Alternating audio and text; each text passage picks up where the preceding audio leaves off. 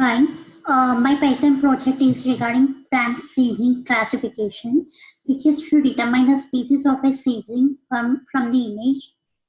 My teammates for this project are Sai Harsha, Rohita, Divya, and Srinivas.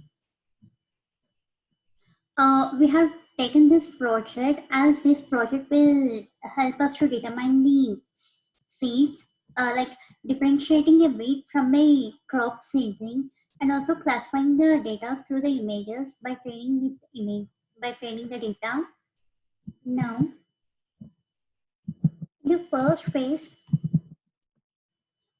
we have gathered the data, and then in this phase, in the first phase, we have done we have resized the images to 70 pixel, which helps in training the data or training the model quicker, and then we have to clean the data, like from most of our images are like plants, so we created a mask which will leave some range of green color and remove the other part of the image. And then now coming to this phase, we are doing the first of all we are normalizing the input, like CNN we are using CNN.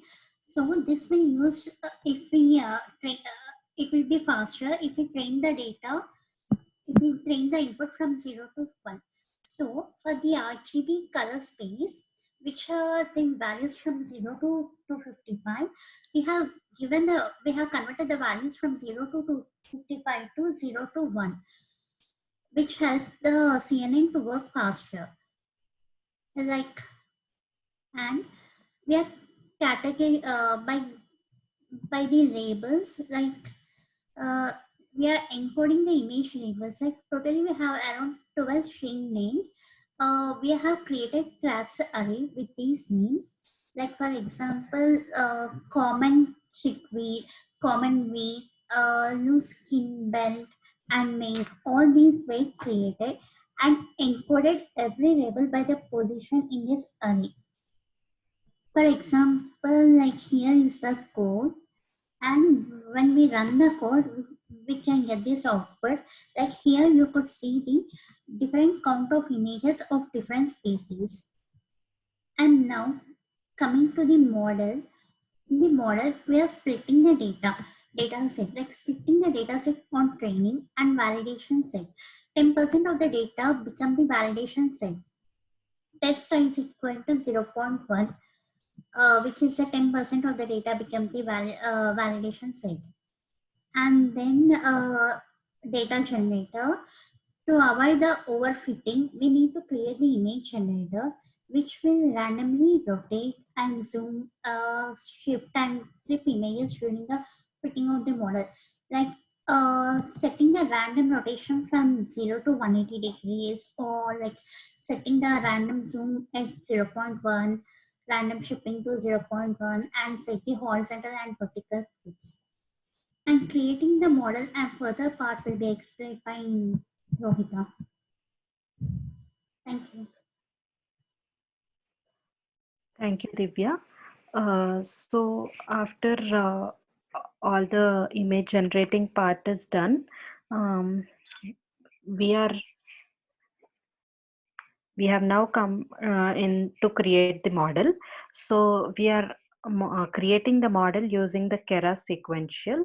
So here we are creating 6 layers, 2 layers each of uh, two six 2 of 64 layers, and 2 of 128 and 2 of 256 filters in them.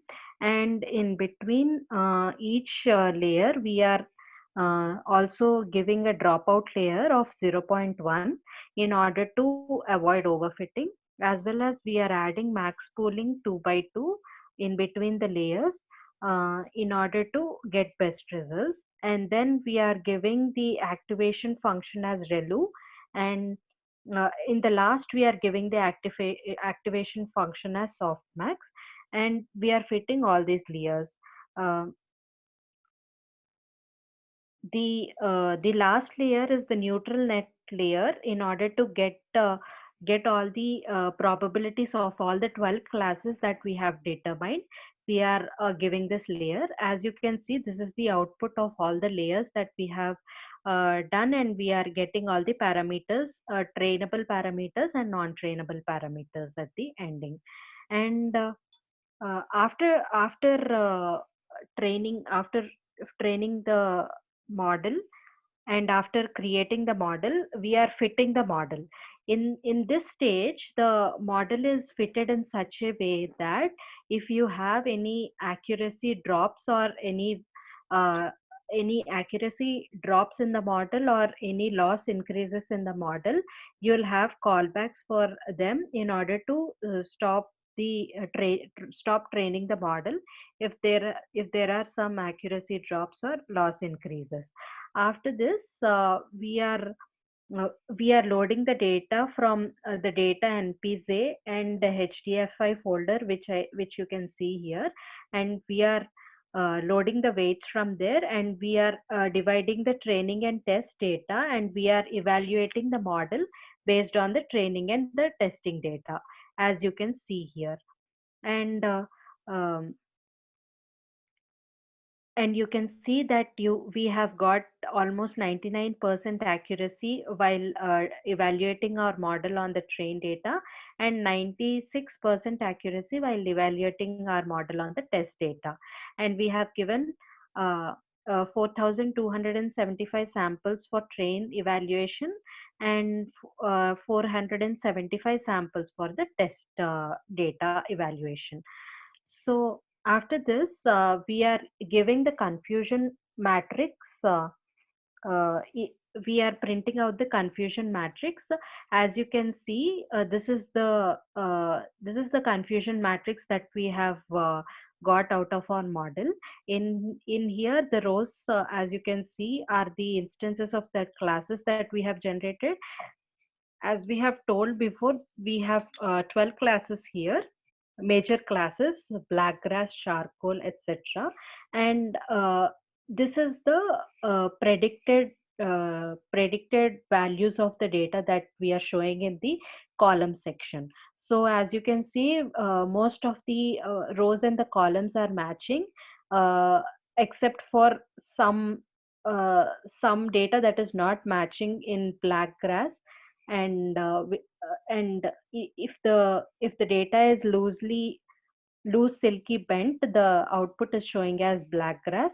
And some data, there is a if output should be black grass, but the data showing is the data it is predicting is loosely silk bent for almost 12 data. But remaining everything is the output is predicted correctly. So our model is almost predicting the data correctly, except for some data except for some data inputs. So this is where we are printing out the confusion matrix. And the next is obtaining the data and showing some example images, and giving the test data images.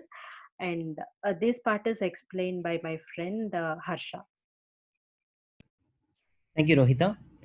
Till now, we have seen the confusion till confusion matrix. We have seen that, and now we are going to test the and get the results from whatever the model which we have fed. Here, the path is the we are going to give the path where the all the test sample images were stored, and it was saved in the files path. And then we are going to obtain the images, and we start resizing those images with along with the labels. Here are the few examples which we have looped it and printed in the console. One of 8 example images from the test set. And then we are going to take one particular image, and we are going to add the Gaussian blur and converting into the HCV and all those things. We are going to do it, and we are getting the final results after of these. Are each one shows the original image, blurring the image, HSV image, and masking it after Boolean mask and the image without background.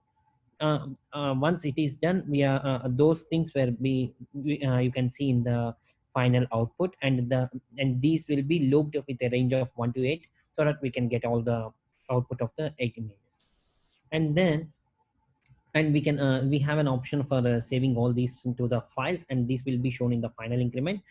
Before that, we have started to create a website for this particular deep learning model. And this website, I'm going to share my screen so that you can see the website for the plain side links. Yeah, thank you, Dr. uh, Here is my screen. Yeah, you are able to see my screen here. This is the project which is called plant modeling, plant seedlings. And here I have created a dashboard, and with along with the login and registration as a part of this increment. In the final increment, we are going to put everything along using a Python Flask, and we are going to put these into the final project into a website. And this one, coming to this, we have created a I have ran the site. I have run the code before itself, and I have the credentials for this will be stored in the backend field, where I have used MongoDB for saving these credentials. Coming to the site, this is the site which I have developed for the um,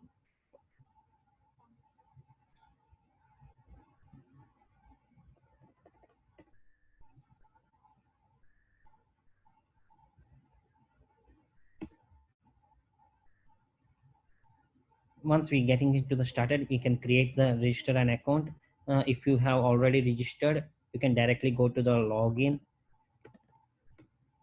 Here you can get login, and I'm going to give the password. This is the password which I have given. This is the dashboard which we have created. Right now the dashboard is empty, but in the next increment we are going to put the results which we got in the in extracting all the results of the particular image recognition in this plant seedlings.